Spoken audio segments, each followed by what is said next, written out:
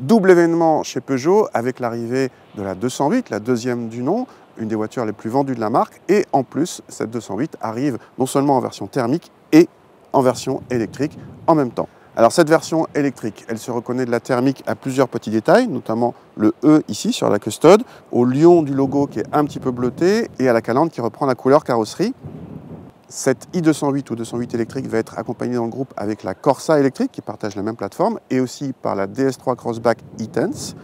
Si la 208 thermique concurrence directement la Clio, la i208 concurrence directement la Zoé et la Zoé dans sa version avec grosse motorisation, la R135, puisque cette i208 propose une motorisation électrique de 136 chevaux. Elles sont aussi plus ou moins concurrentes en termes de batterie, puisque la Zoé propose une batterie de 52 kWh de capacité, alors que celle-ci annonce 50 kWh.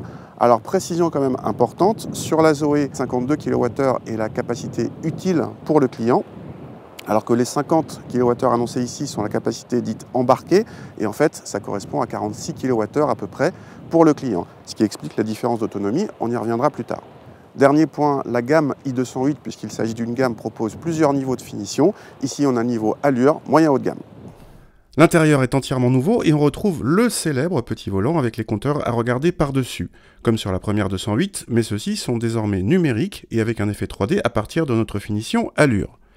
Au centre, un grand écran tactile de 10 pouces, optionnel à ce niveau de gamme, surmonte les non moins célèbres touches piano, celles-ci en deux parties, ayant une partie tactile et une autre mécanique. Il y a peu de différence, si ce n'est au niveau du plancher, avec cette marche présente uniquement sur la i208, et la touche piano la plus à droite qui donne accès aux menus spécifiques à l'électrique, comme les flux d'énergie ou le rayon d'action avec les points de recharge. L'ensemble de la présentation a un côté high-tech et l'aspect qualitatif est globalement soigné avec des plastiques moussés dès le deuxième niveau de finition et des assemblages très corrects. Le point faible vient des places arrière avec une habitabilité moyenne en deçà de celle de la Clio et très loin des Polo ou Ibiza. Malgré tout, il faut signaler que l'habitabilité et le volume de coffre sont identiques entre les versions thermiques et électriques, preuve d'une très bonne intégration des batteries sous le plancher. Au volant de cette Peugeot i208, donc 100% électrique, donc tout le tralala habituel des électriques, à savoir un silence de fonctionnement à basse vitesse qui est remarquable, le couple qui est disponible dès le départ, et donc en ville c'est un régal parce qu'en plus on n'a pas de vitesse, etc. Mais ça c'est comme toutes les électriques. Par rapport à la Zoé, on a plus de couple, mais attention, on a plus de couple selon les modes de conduite. En mode sport, on a 260 Nm de couple et 136 chevaux, mais si on passe en mode normal puis en mode éco, on a moins de couple et moins de puissance, et donc on perd en performance. Pour profiter de toute la puissance, il faut donc être en mode sport, et c'est uniquement dans ce mode que vous pourrez passer de 0 à 100 en 8 secondes 1 selon Peugeot, soit un peu plus vite que sur la Zoé. Par rapport à la Zoé, cette 208, elle est un petit peu plus confortable, le filtrage est vraiment remarquable, il est très similaire à ce qu'on a vu sur les 208 thermiques. La voiture fait 300 kg de plus, ça sent un petit peu, mais d'un autre côté, on est comme avec la Zoé, avec les batteries qui sont dans le plancher, donc ça influe peu sur la tenue de route, ça influe quand même parce qu'on sent quand même qu'il y a plus d'inertie, mais vraiment en conduite normale, ça n'influe quasiment pas.